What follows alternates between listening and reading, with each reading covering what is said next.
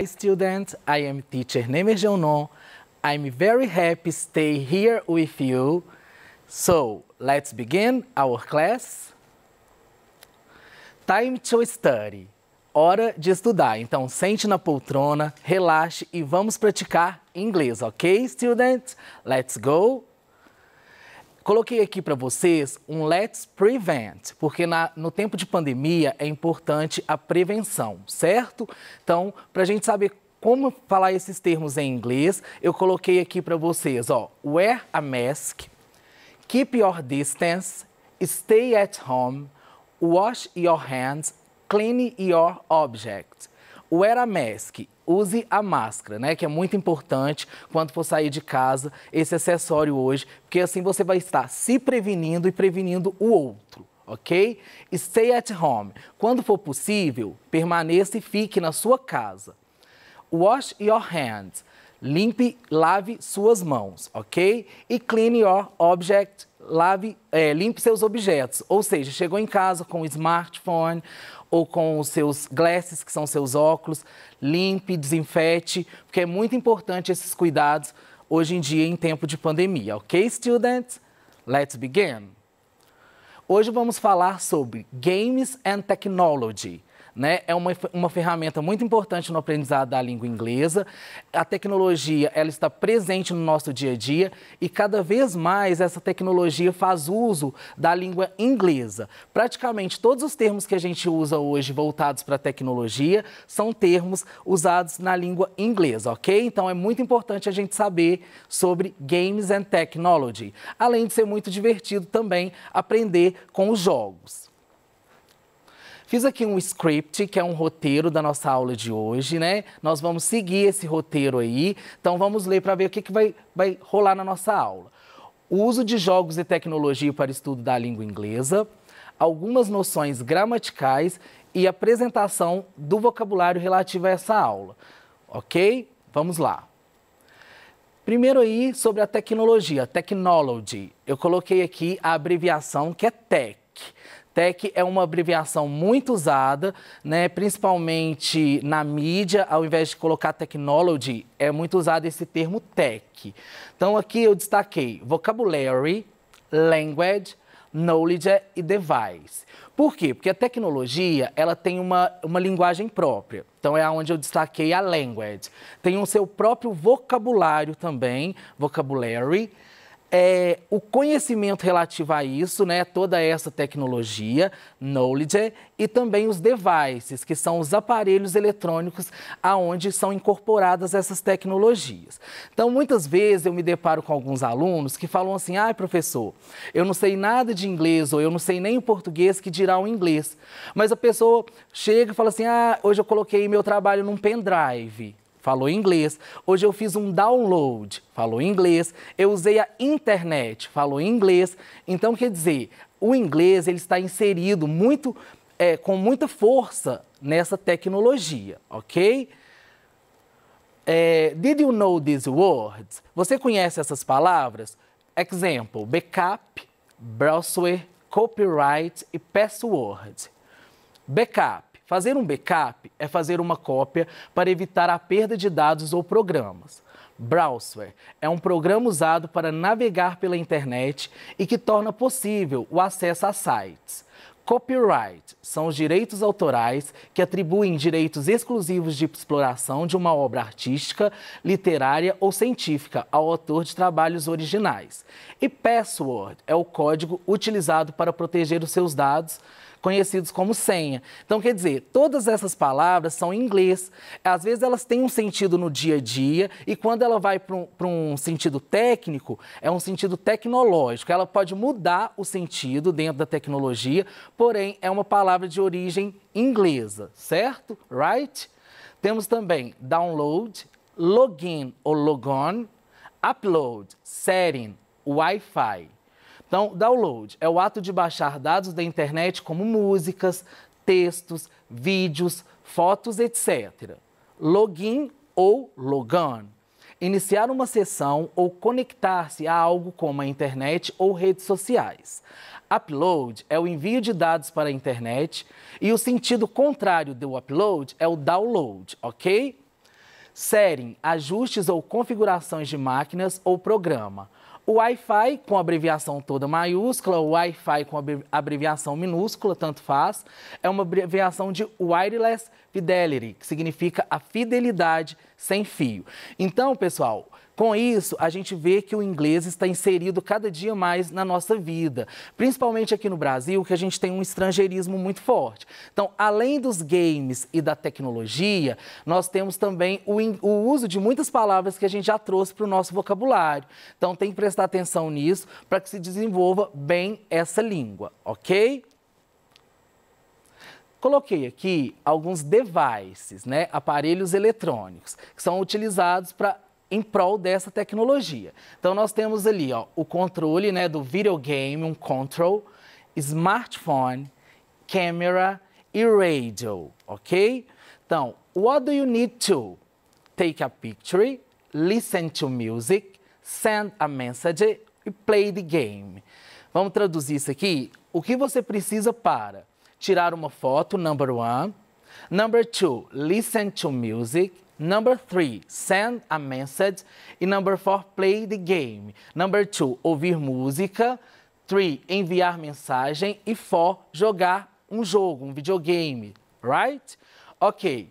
Então vamos lá. Podem pensar aí um pouquinho. Take a picture, listen to music, send a message e play the game. Então, what do you need to take a picture? Videogame, smartphone, camera or radio? Number 1, camera, ok? What do you need to listen to music? Video game, smartphone or radio? Number 2, radio, ok? What do you need to send a message? Video game or smartphone? Smartphone, ok? E play the game. What do you need to play the game? Video game, ok? Então, a sequência ficou aqui, ó. Number 4, 3, 1 and 2. Right? Observe as seguintes sentenças. Agora vamos trabalhar um pouquinho da gramática em cima desse vocabulário aí, ok? Então, observe as seguintes sentenças. I listen to music when I go to school. She listens to music when she goes to school. Então, vamos ver a diferença da primeira sentença para a segunda. Todas as duas sentenças estão falando em ouvir música quando está indo para a escola. A primeira sentença, o pronome é o I, que significa eu. Na segunda sentença, o pronome é o she, que significa ela. É um pronome de terceira pessoa do singular. Então, quando eu uso o pronome eu, né, que é a primeira pessoa, eu não preciso colocar um S no presente quando não tem a presença do verbo to be na frase. Essa frase não tem verbo to be, o verbo significativo é listen to music, que é ouvir a música. Então, quando eu não tenho um verbo to be na frase e ela está na primeira pessoa, ela flui normalmente. Quando eu estou na terceira pessoa, eu preciso de um S no final desse verbo, para mostrar que é uma frase no simple present. Então, I listen, she listens. When I go, she goes. Ok? Então, ali tem a diferença. A frase é a mesma. Eu ouço música quando eu vou para a escola, ela ouve música quando ela vai para a escola. Porém, tem que atentar-se ao S no final desse verbo.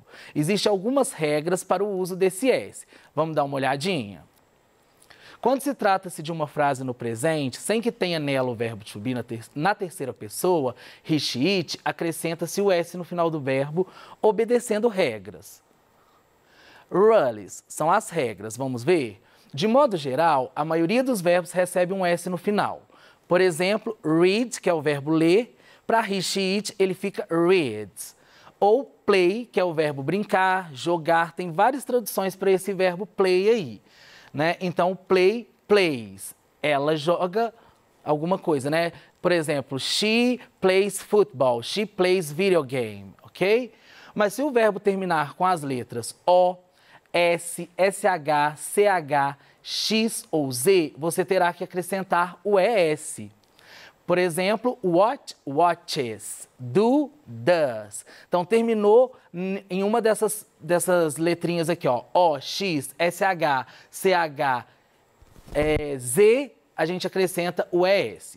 Caso o verbo termine em uma sequência de consoante e Y, exemplo, try, eu tenho o R, que é uma consoante, depois o Y. O que a gente vai fazer aqui? A gente vai tirar esse Y, a gente vai trocar ele pela terminação IES na terceira pessoa. Então, se eu falo assim, I try, she tries, he tries, eu tento, ele ou ela tenta. Então, a gente troca esse Y por IES, ok? São verbos be e have que com estes pronomes viram is e has, respectivamente. Então, para he, she, it, o verbo to be vira is, ok? E o have vira has. Então, se eu falo assim, I have a car, eu tenho um carro, ou I have a smartphone, eu tenho um videogame. Se for ele, o he na terceira pessoa, he has a car ou he has a video game, ok? Lá no pet de vocês, tinha um texto falando sobre o Minecraft, então eu resolvi ressaltar para dar uma clareada sobre como que é esse game e também para ajudar na realização das atividades do pet de vocês, que é muito importante, o pet volume 4. Então, o que está falando sobre esse jogo?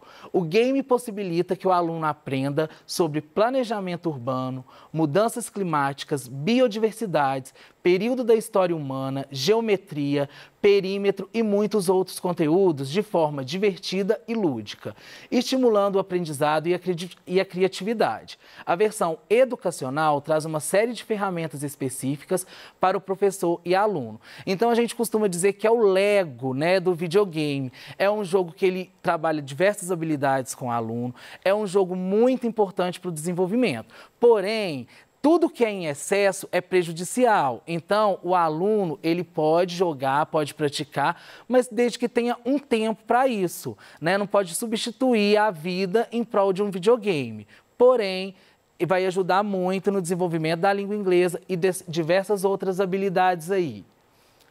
Ele pode nos ajudar, por exemplo, easy access, increased creativity, teamwork, problem solving, parents can play too, it treats result, management, geometry skill e community engagement. Então, ele é um jogo que ele vai te dar fácil acesso, ele vai aumentar a sua criatividade, o trabalho em equipe, resolução de problemas. Os pais também podem brincar, ensina o gerenciamento de recursos, habilidades de geometria e o envolvimento da comunidade. Então, é um jogo muito interessante, ele trabalha essas habilidades, porém, com um estímulo limitado. Por quê? Se eu ficar todo o tempo por conta do jogo, eu vou deixar de fazer outras coisas que também são interessantes, pode me dar experiência de vida. Então, dentro de um limite de tempo, é muito importante você estar trabalhando o game.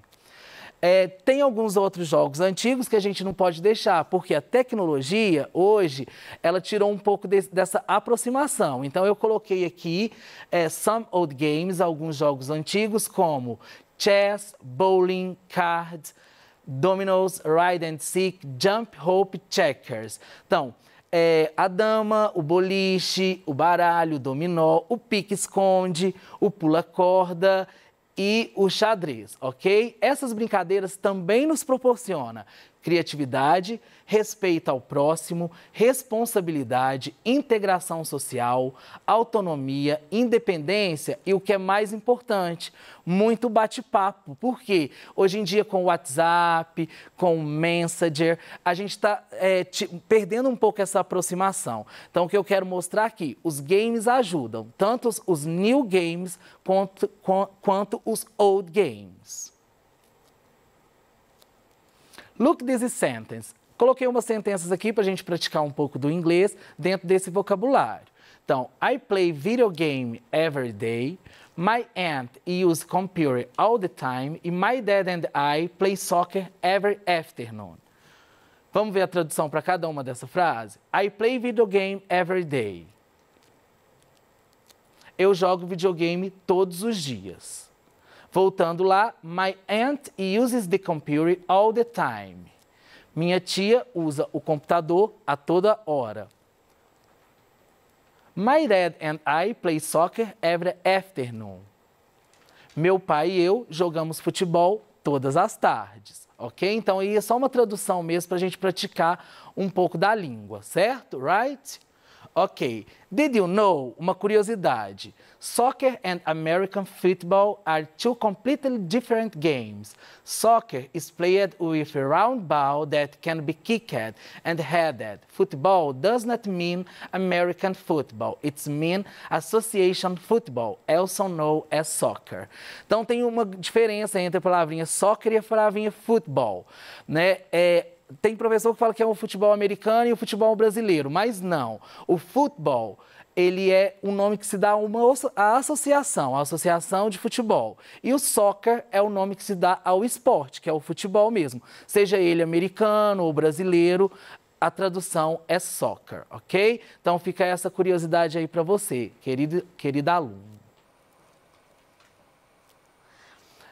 Vimos lá que a palavra technology, ela tem uma abreviação, não é mesmo? Essa abreviação é Minecraft Games, é technology ou é television. Então, como ela é muito usada, eu quis destacar isso aqui, porque o tech a gente vai ver assim, em todos os sentidos de tecnologia, artigos, computadores e um monte de outras coisas aí. Então, tech é a abreviação de technology, ok? Pessoal, então, revisando aí a nossa aula de hoje, falando sobre a tecnologia, é muito importante que você use a tecnologia em favor da língua, saiba como usar os games e os videogames, não substitua a vida em relação a isso, né? Deixe um tempinho para você praticar com os jogos, um tempinho para praticar com o computador, mas também encontre com um amigo quando for possível, né? Porque agora no momento de pandemia não é, mas para fazer aquelas outras atividades onde rola muito bate-papo, interação social, isso a gente não pode perder, né? Para mim foi muito bom estar aqui com vocês nessa aula de hoje. Falar sobre tecnologias e games é uma coisa muito positiva, é uma ferramenta que nos dá um suporte muito bom para a língua. Tendo um tempinho, pratiquem, tá? Leiam no PET sobre o Minecraft, procurem um pouco mais sobre ele. Qualquer dúvida nessas atividades, vocês podem recorrer ao Google Tradutor ou ao Dictionary, que também é muito importante, tá, pessoal? Que às vezes tem textos grandes lá no PET, mas que você recorrendo a um tradutor ou a um dicionário, vai ajudar muito vocês na realização dessas atividades, ok? Então aqui, ó, thank you for watching. Estou agradecendo por vocês me assistirem. É um prazer muito grande estar aqui com o 8º ano na aula de hoje, né? Para mim é uma enorme satisfação. Espero que vocês tenham gostado, né? Só um minutinho.